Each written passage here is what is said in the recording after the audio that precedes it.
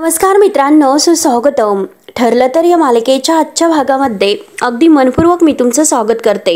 आजच्या भागामध्ये आता जी प्रियाची मावशी आहे, म्हणजे आता सायलीची जी काही आता ही खोटी अगदी मानणारी मावशी, आता त्या घरी त्या पत्त्यावर अर्जुन आणि सायली येतात. आता दरवाजा वाजवतात तेव्हा आता दरवाजातून त्या मावशी बाहेर येतात आणि आता मात्र रूममधून बाहेर पडल्यानंतर आता अर्जुन डायरेक्ट ओळख सांगून ॲडव्होकेट अर्जुन सुभेदार आणि लगेच आपल्या मोबाईलमधील बबलीचा फोटो दाखवून हिला तुम्ही ओळखतात का असे विचारतो. त्यावर आता लगेच मावशीचा चेहरा लगेच रंग बदलतो. तेव्हा लगेच आता मावशी मनात म्हणते की ही तर बबलीच आहे आणि 2 महिन्यापूर्वी आता काही 2 माणसं मात्र हिची चौकशी करण्यासाठी आले होते तर, आणि आता मात्र ही दोघे सुद्धा हिची चौकशी करण्यासाठी आलेत. नक्की काहीतरी घोळ आहे तर. आता म्हणून लगेच मावशी आता खोटं बोलते आणि म्हणते की मी नाही ओळखत, तुम्ही जाऊ शकतात. तेव्हा मात्र आता अर्जुन चांगला धमकावत तिला म्हणतो की हे बघा तुम्ही हिला ओळखतात. तेव्हा आता ह्या मावशी म्हणतात की काय जबरदस्ती आहे ही, आणि हे बघा आता मात्र ह्या मुलीच्या जुन्या घरी तुमचा लँडलाईन नंबर आहे ना, तो सापडला.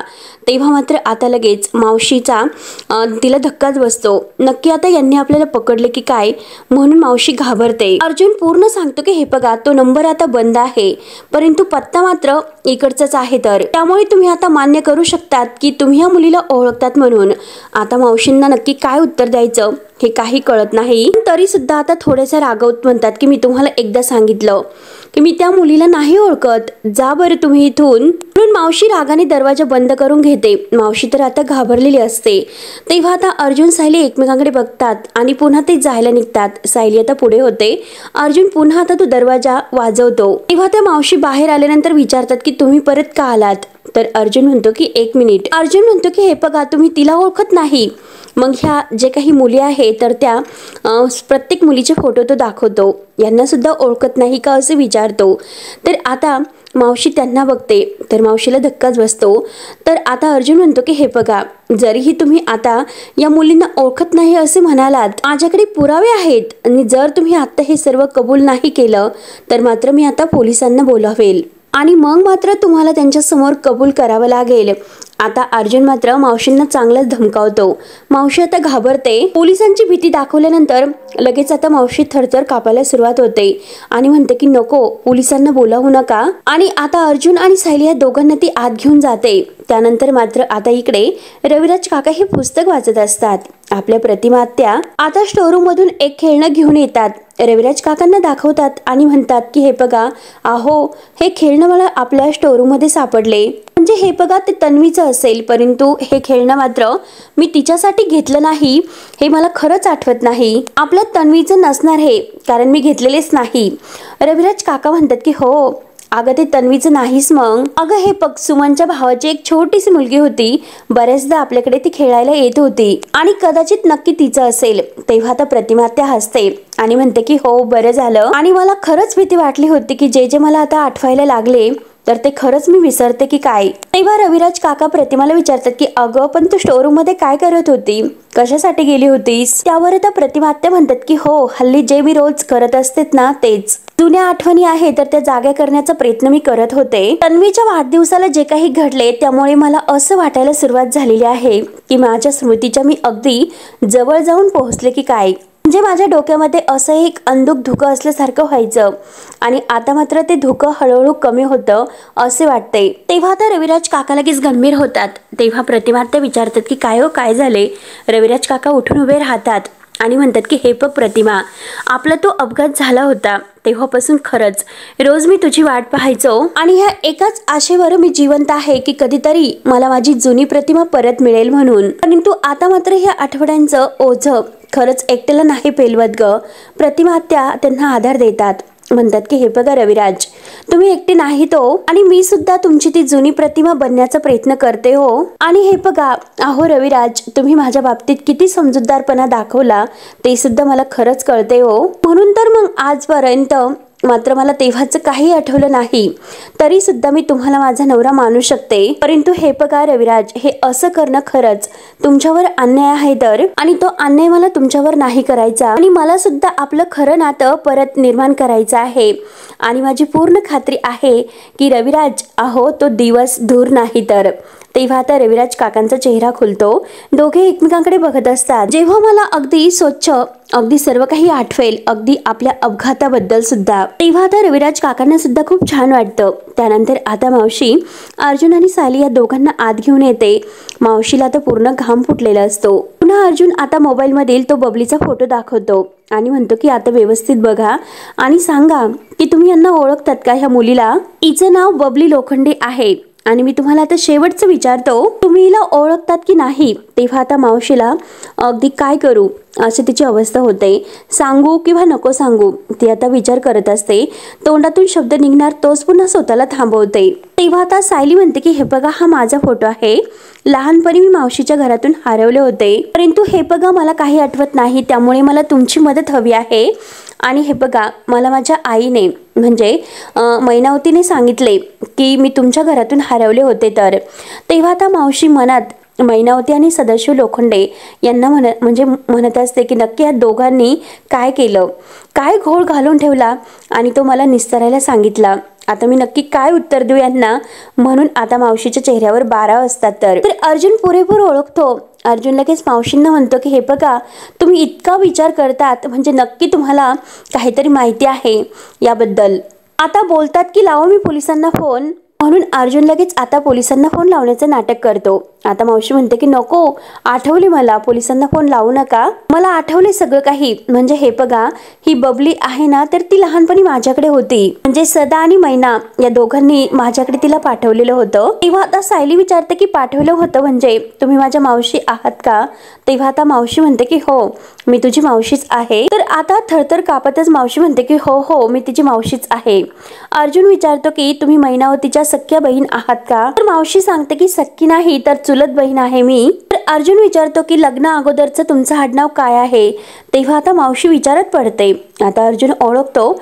आडनाव सांगण्यात म्हणजे साठी इतका वेळ घेतात का. अर्जुन डायरेक्ट म्हणतो की सगळं काही खोटं बोलतात तुम्ही. आता मात्र तुम्ही खरं बोलणार आहात की लावू मी पोलिसांना फोन. तेव्हा मात्र आता अर्जुन भडकलेला असतो.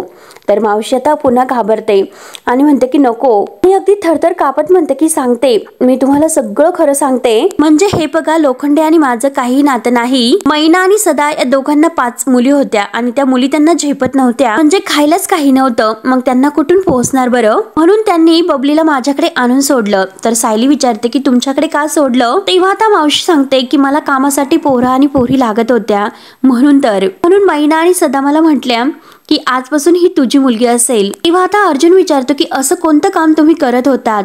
तेव्हा आता मावशी आणखीनच घाबरते, कारण मावशीने ऑलरेडी चुकीचं काम मात्र त्या मुला आणि मुलींकडून करून घेतलेले असते. परंतु मावशी आता खोटं बोलते आणि म्हणते की पापडाचा धंदा होता माझा. अर्जुन म्हणतो की पापड म्हणजे ते पापड बनवण्यासाठी तुम्ही लहान मुलांना बसवायचात का आणि ते इल्लीगल आहे हे तुम्हाला माहिती नाही का.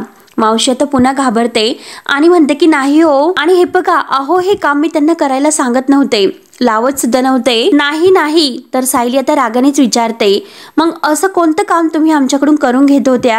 आता मुद्दाम डोक्याला हात लावते आणि म्हणते की मला नाही आठवत. आता मावशी बरोबर आता अर्जुन आणि सायली या दोघांना खोटं पाडण्याचा प्रयत्न करत असते आणि आता तिला खरं काय कारण आहे, कोणतं काम ती मुलांना करून घेत होती हे काही तिला सांगायचे नसते.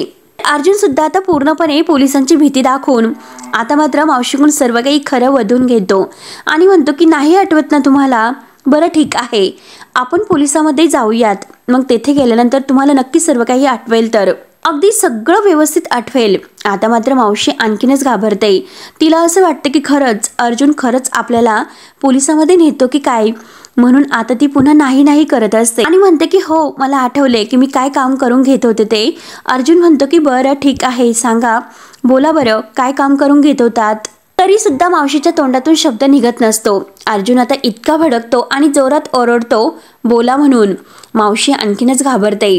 मावशी घाबरतच म्हणते की मी त्यांना चोऱ्या करायला सांगत होते आणि भीक मागायला लावत होते, पाकिट मारायला सांगत होते, असे अनेक काम मुलांकडून करून घेत होते. तेव्हा आता सायली विचारते की तुम्ही खरं बोलतात का. तर आता मावशी म्हणतात की हो, कारण साहेब आता मला पोलिसात द्यायला लागलेत, त्यामुळे मला खरं सांगावंच लागेल आणि मी सगळं काही खरंच बोलते. आणि हे बघा साहेब, अहो ही तर सगळ्यात जास्त हुशार होती, कारण सगळ्यात जास्त पाकिट मार तर हीच करायची, म्हणजे सायली. आता मात्र अर्जुन आणि सायली आता बघतच असतात. तेव्हा आता सायली म्हणते की अहो तुम्ही काय बोलतात, मी जेमतेम 5 वर्षाची होते. तर आता मावशी म्हणतात की हो, म्हणूनच आता तुझ्यावर कुणाला संशय येत नव्हता. तर अशी तुरुतुरू जायची आणि पटकन सगळ्यांची पाकिट तो खाली करून यायची. तेव्हा लगेच आता अर्जुन विचारतो की हे काम करण्यासाठी तिच्या आईवडिलांनी तिला तुमच्याकडे पाठवलं होतं का? तेव्हा लगेच मावशी सांगतात की हो, फुकट नाही पाठवली, तर रोकडा मोजला होता, म्हणजे त्यांनी पैसे घेतले होते. त्यांच्याकडे खायला काही नव्हते. जेव्हा मी यांना पैसे दिलेत त्याच्यात मात्र त्यांनी त्यांचं दुकान टाकले. आणि हे बघ पोरी, अगं तुने सगळे पैसे तू फुकट घालवलेत, टिकलीच नाही ग तू केव्हा पळून गेली हेच मला नाही कळाले. आणि बघ ना अगं, इतक्या वर्षातून तू आली तर एकदम साहेबीन बनून आली. तर तेव्हा मात्र आता मावशी सायलीकडे बघून हसते. तर अर्जुनला खूप राग येतो. अर्जुन रागाने जेव्हा मावशीकडे बघतो तर मावशी लगेच खाली मान घालून उभे असतात. तेव्हा आता सायली अर्जुनला जरा बाजूला यायला खुणावते. तर अर्जुन आणि सायली जरा बाजूला येतात. आपण सर्व हे काय ऐकतो आणि तुम्ही नक्की यांना काय दाखवलं बरं? मारल्यानंतर ही लगेच आता सगळं काही भडाभडा बोलायला सुरुवात केली. तर तेव्हा लगेच आता अर्जुन म्हणतो की हे बघ, निघण्या अगोदर मी चैतन्याला हिचा फोटो पाठविला होता आणि त्या बाईची सगळी काही अगदी कम्प्लिटेड हिस्ट्री मला हवी आहे असे मी चैतन्याला सांगितलेले होते. आणि ते पोहोचेपर्यंत हिच्या सगळ्या काही अगदी काळ्या कामांची, म्हणजे जे काम ती वाईट करत होती त्याची हिस्ट्री माझ्याकडे होती. तर त्याशिवाय मात्र हिने ज्या ज्या मुलींना चोरी करायला आणि भीक मागायला सांगितले त्याचे प्रूफ आणि फोटो माझ्याकडे होते. त्यामुळे हे जे काही बोलते ना तर ते आता पोलिसांच्या भीतीने बोलते. तर आणि यामुळे कोणताही प्रूफ होत नाही की लोखंडे तुझे आई बाबा नाहीत म्हणून, परंतु हे मात्र प्रूफ आहे की ते लोखंडे मात्र आपल्यापासून खूप काही अगदी गोष्टी लपवतात म्हणून, आणि आपल्याशी मात्र ते खूप खोटं बोलतात. तर तेव्हा सायली विचारते की आता काय करायचं?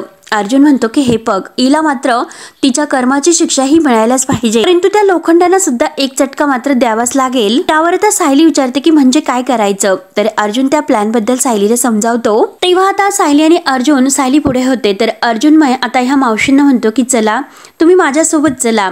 मावशी आता घाबरतात. मावशी म्हणतात की पोलिसामध्ये नको, खरंच मला पोलिसामध्ये नेऊ नका.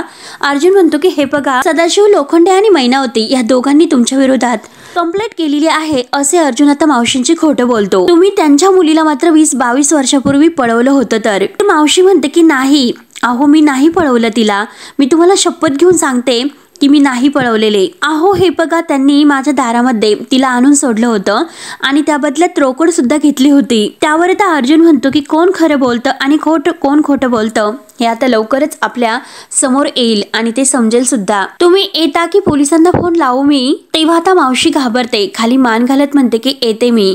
तर अर्जुन म्हणतो की चला लवकर.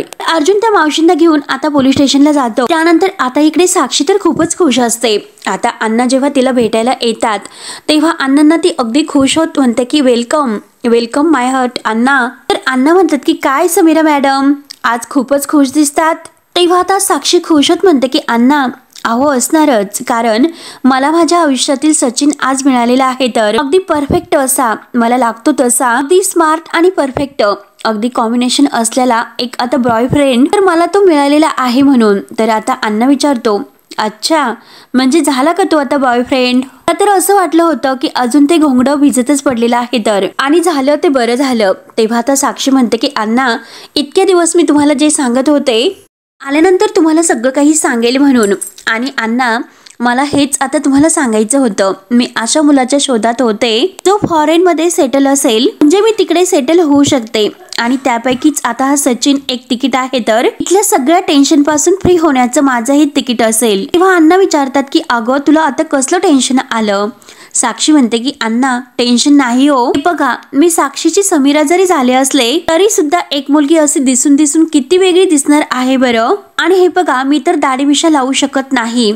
एक जरी मी समीरा झाले असले तरी सुद्धा मला खूप टेन्शन येत होते अण्णा. कधीतरी मी पकडले जाईल आणि कधीतरी पोलीस आपल्या दाराशी येऊन उभे राहतील, परंतु आता मला स्पष्ट दिसत आहे की आता जरी ह्या सचिनशी मी लग्न केले आणि मी US ला सेटल होऊ शकते आणि तेथे मला अगदी टेन्शन फ्री मी राहू शकते. तेव्हा आता अण्णा विचारतात की म्हणजे सचिन तुझं तिकीट आहे? तर साक्षी म्हणते की हो. तर आणि हे बघा अण्णा, आता फक्त तेवढंच नाही, तर फक्त तुम्ही एकदा सचिनला भेटा आणि तुम्ही त्याला भेटल्यानंतर तुम्हाला समजेल की खरंच सचिन किती परफेक्ट आहे ते. आणि तेवढ्यात आता हॅलो ब्युटिफुल करत आता सचिन तेथे येतो, अण्णांना समोर पाहतो आणि लगेच तो बघतच असतो. तेव्हा मात्र आता अण्णा सचिनकडे बघत असतात. आता सचिन त्यांना हॅलो असं म्हणतो. तेव्हा आता साक्षी खुश होत म्हणते की अण्णा सचिन हा सचिन आहे तर, आणि सचिनला म्हणते की सचिन हे अण्णा. तेव्हा सचिन लगेच आता म्हणतो की पाया पडतो, म्हणून तो अण्णांचे पाया पडायला जातो. तोच लगेच आता अण्णा अरे काय करतोस, बस खाली. अण्णा काही पाया पडून देत नाही. तर अण्णा आता डायरेक्ट विचारतात की काय रे अमेरिकेमध्ये काय करतोस तू, बिझनेस करतो का तू, बिझनेस करतो. तर आता साक्षी म्हणते की अण्णा, आणि अण्णा परत आता प्रियाशी साक्षीशी न बोलता सचिनला विचारतात की कसला बिझनेस करतो तू. सचिन मात्र आता अण्णांच्या चेहऱ्याकडे बघतच असतो. त्यानंतर आता इकडे आता आपल्या सुभेदारांच्या घरामध्ये तर आता मैनावती आणि प्रिया शेजारी शेजारी बसलेले असतात. आता पूर्णाजी, कल्पना आणि प्रताप हे डायनिंग टेबलवर गप्पा करत असतात. मैनावती आता प्रियाशी काहीतरी खुसूरबुसूर करत असते. आता मैनावती म्हणते की आता मात्र मी सगळ्यांच्या समोर तिला एक. तर आता प्रिया म्हणते की अहो नको, तिला काही बोलायला जाऊ नका तुम्ही, उलट तुम्ही काही रिॲक्टच करू नका, म्हणजे हे बघा तिची मस्करी आहे ना तर तिच्यावरच उलटेल. तेव्हा आता मैनावती म्हणते की हो तू एकदम बरोबर बोललीस, तिचा पत्ताच कट होईल. म्हणजे हे बघ तुझी गाडी बंद पडल्यानंतर आपला झाला होता ना अगदी तसा. म्हणून आता मात्र मैनावती हसते. तर आता पूर्णाई, कल्पना ह्या सगळ्या यांच्याकडे पाहत असतात. प्रिया आता तिला हळूच म्हणते की अगं जरा हळूच बोल, नाहीतर एक काम करा तुम्ही काही बोलूच नका. कल्पना मात्र पूर्णाईला खुणावते की नक्की ह्या दोघींचं काय सुरू आहे. तर तेव्हा आता प्रिया मैनावतीला म्हणते की हे बघा तिकडे ते बसलेले आहेत, आपलं सगळं काही बोलणं ऐकून जातं आणि ते आपल्याकडे लक्ष ठेवून आहेत. तर आणि जर त्यांना काही ऐकायला गेले तर मात्र ते तुम्हाला 1000 प्रश्न विचारतील, चालेल का तुम्हाला हे सर्व. तेव्हा मैनावती म्हणते की हो बरोबर आहे. आणि काय ग प्रिया, सगळ्याच काही गोष्टी तू बरोबर कशी बोलतेस ग. आणि तेवढ्यात सायली येते. आता सायलीला बघून लगेच मैनावती म्हणते की अगं सायले आलीस का तू, कुठे होती ग इतका वेळ. आणि काय ग सायले, काय झक्कास शिरा तू बनवला होता. सायली मात्र रागाने तिच्याकडे बघते आणि तिला काही उत्तर न देता ती आता डायनिंग टेबलवर येते. मैनावती आता म्हणत असते की सायले अगं तो शिरा मला इतका आवडला, एकटीनेच मी तो खाऊन टाकला. पुढच्या वेळेस मात्र तो शिरा बनवताना काजू आणि बदाम त्यामध्ये जरा मोकळ्या हाताने घाल बर का. सायली मात्र आता पिण्यासाठी पाणी वगैरे घेते आणि मैनावतीच्या बोलण्याकडे थोडीशी सुद्धा ती लक्ष देत नाही. प्रियाला आता संशय येतो, कारण प्रिया आता मनात म्हणते की सायली तर आता मैनावतीशी अगदी बोलत सुद्धा नाही, रागाने तिच्यावर अगदी बघत आहे. म्हणजे नक्की लोखंडांच्या घरी त्यांना काही पुरावा सापडला की काय. आणि तेवढ्यात आता कल्पना विमलला सायलीसाठी चहा करायला सांगतात. तर सायली म्हणते की नाही आई मला नकोय चहा. तेव्हा आता प्रताप म्हणतो की सायली अगं असं काय करतेस, थोडा वेळ बस, घोटभर चहा घे. अगं सायली चेहरा बघ ना तुझा किती उतरलेला आहे, तर बाहेरून तू दमून आलेली आहेस का. तर सायली काही उत्तर देत नाही. तर प्रिया लगेच म्हणते एवढी दमून आलेली आहे की तिला स्वतःच्या आईशी 2 शब्द सरळ सुद्धा बोलता येत नाही. तर अगं सायली मैना काकू किती प्रेमाने तुझ्याशी बोलत होत्या ग, त्यांच्याकडे असं दुर्लक्ष कसं करू शकते. सायली आता ह्या दोघींकडे बघतच असते. त्यानंतर आता इकडे सचिन मात्र US ला काय काम करतो याबद्दल आता अण्णांना पूर्ण माहिती देतो. तर अण्णा म्हणतात की बरं बरं समजलं. आणि साक्षीला म्हणतो की खूप काही मोठं करतो तो. आणि तेवढ्याच सचिनच्या मोबाईलवर एक कॉल येतो. सचिन मात्र आता अण्णांना आणि साक्षींना म्हणतो की जरा मी फोन घेतो, म्हणून जरा तो बाजूला होतो. तेव्हा मात्र आता लगेच महिपत मात्र साक्षीला म्हणतो की ए पोरी अगं हे तर काही आपल्या बिरागरीतल नाही दिसत, कारण हा खूप मोठा मामला दिसतो, अगदी हायफाय मामला दिसतो.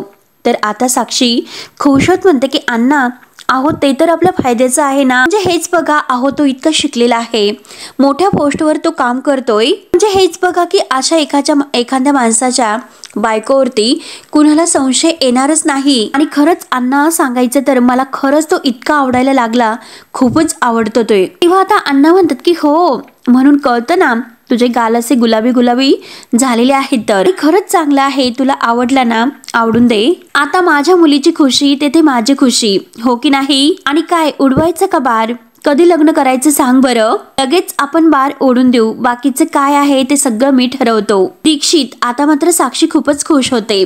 त्यानंतर मात्र आता इकडे सायली मैनावती आणि प्रियाकडे पाहतच असते आणि म्हणते की वा, म्हणजे जिचे हात शेणाने माखलेले आहे ना तर तीच मात्र शिकवते. अगं बाई शेणाच्या गौऱ्या थापू नकोस. तर अगं प्रिया तू स्वतःच्या आईशी काय वागते हे सगळ्यांना माहिती आहे ग, त्यामुळे तू मला सुद्धा जास्त अक्कल शिकू नकोस. तेव्हा आता प्रिया म्हणते की सायली हे बघ मी फक्त तुला. तर पूर्णाजी लगेच आता प्रियाचं बोलणं बंद करतात आणि म्हणतात की हे बघ सायलीला उलट उत्तर द्यायची नाहीत. प्रियाची बोलतीच बंद होते. आणि हे बघ तन्वी तू आमच्या विषयात नाक खुपसलेलंच न बरं राहील. मैनावती रागानेच प्रियाला म्हणते की हो, नाहीतर काय, जेथे तेथे आपलं नाकच खुपसत असते. आणि हे बघ तन्वे, अगं तुला काय करायचं आहे, माझी मुलगी दमून आलेली आहे, त्यामुळे ती नाही बोलली माझ्याशी. तेव्हा आता सायली मैनावतीला म्हणते की आई, जरा माझ्याबरोबर तू बाहेर येतेस का, एक काम आहे. तर आता मैनावती विचारते की कुठे. त्यावर त्या कल्पना म्हणते की सायली, अगं तू आत्ता बाहेरून आली, मग परत लगेच कुठे निघालीस ग. तर सायली म्हणते की आई, एक काम आहे, मी पटकन जाऊन येते. आता प्रियाला सुद्धा थोडासा डाऊट येतो. मैनावती म्हणते की अगं तू त्या माझ्या चपलाबद्दल बोलली होती, मग तिकडे जायचं आहे का, चल लगेच जाऊयात. त्यावर आता प्रताप विचारतो की सायली, शॉपिंग वगैरे तुला करायचं असेल तर नंतर कर, आत्ता नकोय. तेव्हा आता सायली म्हणते की नाही बाबा, ते काम नाही, वेगळं काम आहे आणि ते काम आत्ताच करावं लागेल, मी आलेच असे बोलून आता सायली मैनावतीला म्हणते की चल आई. आता मैनावती लगेच चपला घ्यायच्यात म्हणून लगेच अगदी घाईने खुश होत सायली सोबत निघून जाते. त्यानंतर सायली रिक्षातून मैनावतीला घेऊन एका ठिकाणी येते. आता रिक्षातून खाली उतरल्यानंतर सायली विचारते की सायले, अगं कुठे घेऊन आलीस, हे तर मार्केट नाही दिसत, आपण तर चप्पल घ्यायला जाणार होतो ग. तेव्हा आता सायली म्हणते की हे बघ, मी तुला कधी सांगितलं की आपण चप्पल घ्यायला जातोय म्हणून, ते तुझं तू ठरवलं, आपण यांच्या ऑफिसला आलेला आहोत. मैनावती म्हणते की अगं बया, येथे आहे का हे जावई बापूंचं ऑफिस. अगं ऑफिस तर छान आहे, परंतु मला एक गोष्ट सांग बरं, इथे माझं काय काम आहे. तर सायली म्हणते की अगं हे बघ, तुझे जावई इतके मोठे वकील आहेत, मग जरा बघ ना त्यांचं ऑफिस कसं आहे ते. तेव्हा आता मैनावती म्हणते की नको अगं, आता मला चपला घ्यायच्या आहेत. तर आता बरोबर सायली तिला फसून ऑफिसला घेऊन येते. तर अगं माझा मूड चपला घेण्यासाठी खूप चांगला आहे, तुला जर काम असेल पटकन तू आज जा आणि लगबगीने जरा बाहेर ये. शेवटी मात्र सायली तिच्या हाताला धरते आणि तिला आतमध्ये घेऊनच जाते. आता मात्र ती मावशी सुद्धा तेथेच उभी असते. मैनावतीने अजूनपर्यंत मावशींना काही बघितलेलं नसतं. आता ती ऑफिसला पाहते आणि म्हणते की अगं बाई सायले, अगं काय झकास ऑफिस आहे, जावई बापू अहो तुम्ही ऑफिस तर खूप छान बनवलं. आता मावशी मात्र रागाने मैनावतीकडे बघत असते आणि त्या खुर्चीवर मी बसू का असं मैनावती विचारते. आता मात्र मैनावती खुर्चीवर बसते आणि भारी आहे असं म्हणता म्हणता तिचं लक्ष आता समोर मावशींकडे जाते.